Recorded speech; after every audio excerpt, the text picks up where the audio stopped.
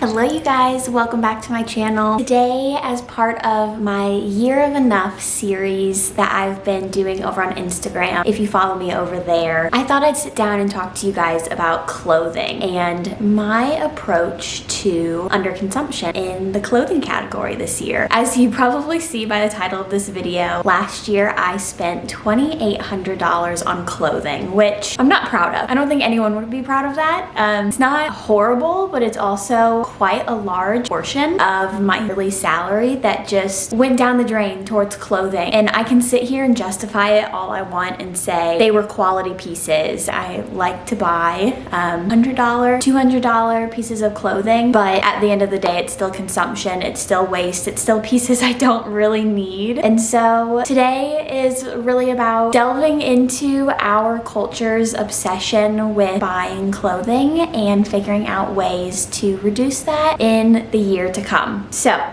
I brought a bunch of my supplies up with me. I'm going to talk through a bunch of these different things that are going to help me get through this year and consume a little bit less. But I'm breaking my approach down this year into several different tiers. The first being that we buy new clothes when we need to replace something that's damaged, something that's gotten a hole, something that we've stained and we feel we can no longer wear, which my very first thought about that I've been trying to face for the last few years is feeling like I can't wear something just because it's stained or it's damaged. Yes, we can still wear it. We've followed this belief that we need to be runway ready when we step out of the house, which just is not true, except for people who are actually on the runway. Like, you don't need to walk out of the house looking perfect. So I've really tried to embrace walking out of the house in stained clothes and holy clothes. As long as it's not like crazy, I'm embracing it. But I think that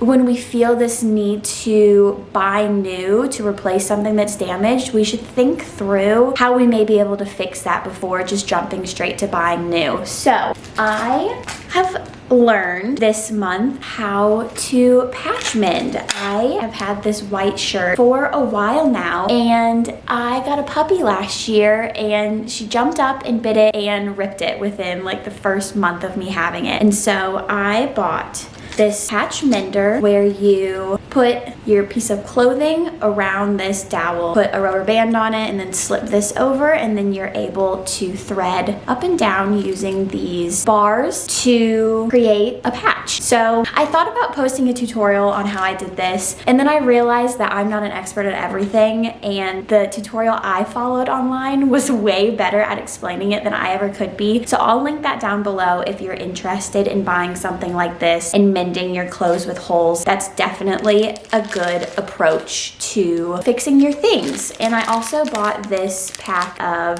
pastel earth tone string on Amazon, and I've really been liking the color palette so far. I also need to buy a black thread though, because I have this black pair of sweatpants from Mate the Label, which is a really amazing ethical organic clothing company, and these have lasted so long. They didn't just rip within a year. I've had them for like 3 or 4 years, and they've developed a rip on the butt. So I got to a point where I couldn't wear these out of the house anymore. I'm going to embarrass myself for a second and say that I tried to wear these for a while out of the house with black underwear, and it got to a point where not even that worked. So don't do that. But this is another item on my to mend list. And then a third thing, just socks. I feel like our socks are getting holes all the time, and that's something I'm really guilty of, just trying to buy new and replace constantly. So I'm gonna try and see if I can learn how to mend holes in socks. So another way that I think is really interesting to fix stained clothing is to dye it. And I actually have been saving avocado pits in my kitchen for a while, because avocado pits, if you boil them in water and then stick your clothing in there and let it just simmer for a few hours, it will create the most beautiful mauvey pink color. So I'm planning to do that as well with a few few old white shirts I have that have just gotten stained, or they have like a dingy color in the armpits. So fix your clothing before you buy new. My next line of defense beyond mending things that have already ripped or been stained is to sew clothing items that I want but I don't really need to buy new. Example A are these pants I'm wearing right now. I'll include some pictures here as well. I made these this weekend and they are the Lane pattern by Sid Graham on YouTube here. She has amazing video tutorials that walk you through making these. I've tried my hand at making my own clothing so many times in the past and have failed miserably, but these pants were so easy. I think it took me 4 hours to make them, and I'd say 2 to 2.5 of that was solely just cutting out the fabric and cutting out the patterns, which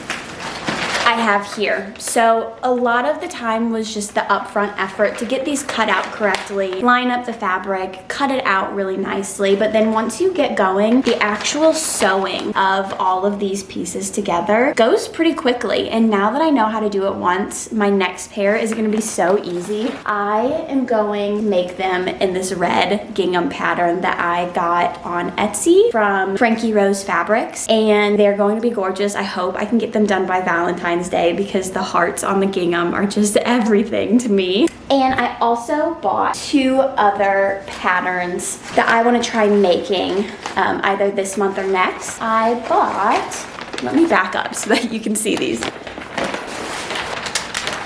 I bought the Penelope dress pattern. This is one I actually tried to make in the past and failed on. It's a bit more technical, so this one may take me a little bit to master, but I'm happy I've started a beginner pattern like these pants so that I can work my way up to this.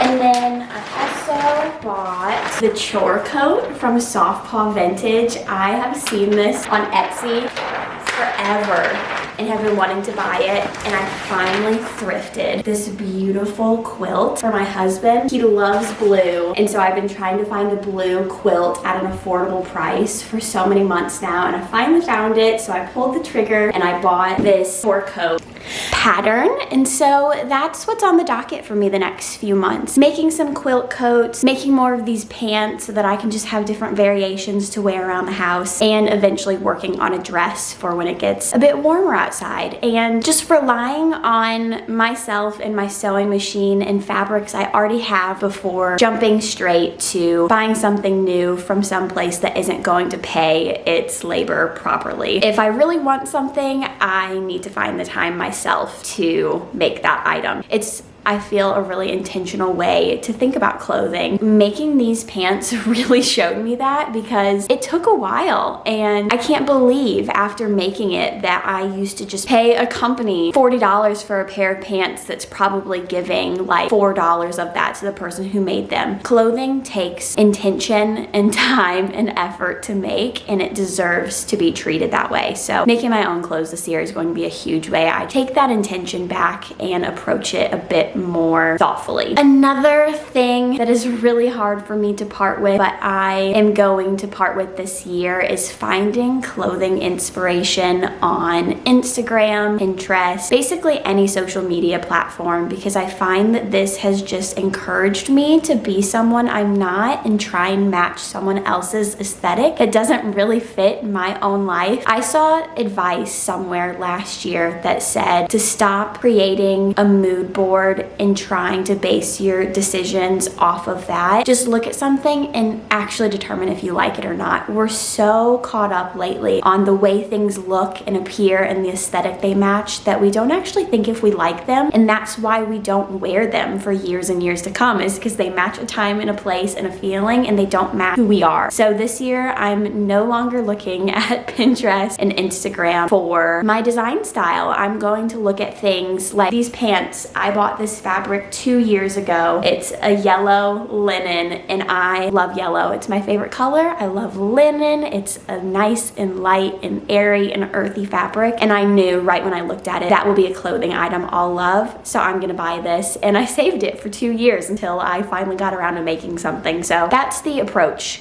I want to take to curating my wardrobe this year. And lastly, you guys are probably wondering this whole time if I'm even going to allow myself to buy new clothes. And the answer to that is yes. I don't think the answer to anything is quitting cold turkey, because you're just going to fail and give up. So for new clothing items, if I do buy them, I want to buy 1 to 2 pieces a quarter that are very high quality, very ethical, made in the US. I'm talking like $100, $200, $300 pieces. That's the way the clothing industry is moving. And as much as it seems like crazy that pieces cost that much, that's what clothing should cost. That's what it costs to find someone to do that labor, and that's what it costs to source pieces of fabric that actually are going to last a while and be heirloom pieces in your wardrobe. So for clothing I do buy, I'm intentionally setting myself a goal to only get 1 or 2 pieces a quarter. That's gonna look like, I'd say, either one really expensive piece a quarter that's like 300 plus, or 1 to 2 dresses or shirts or pants that cost anywhere from 100 to 200. And I've still set myself room in my budget to spend, I'd say, about $200 a month on clothing, which would equate to $2,400 throughout the entire year. A little bit lower than what I spent last year, but I think even that is a little too high now that I look back on it. So I have that money set aside to spend, but I'm hoping I don't reach that. I'm really hoping I can stick to, I'd say, $1,500 this year. Thank you guys so much for sitting down with me today and walking through some ways to approach your clothing spend more intentionally. I hope that you pick up some of these habits and ideas as you approach your year ahead when it comes to your clothing spend, and stay tuned for the months to come. We're going to be focusing on many different areas of the budget. February is going to be focused on beauty spend, since that's such a huge focus of February, especially for women, on beautifying yourself and being this perfect airbrushed woman for men on Valentine's Day. So also link below if you'd like to join my Stan community for a year of enough this year. It's a free online community. I'm posting essays, reflection questions, and really it's just going to be an intentional place for anyone interested in this kind of intentional spending to connect and get to know one another and share tips. So thank you guys so much for joining me today, and I'll see you in the next video.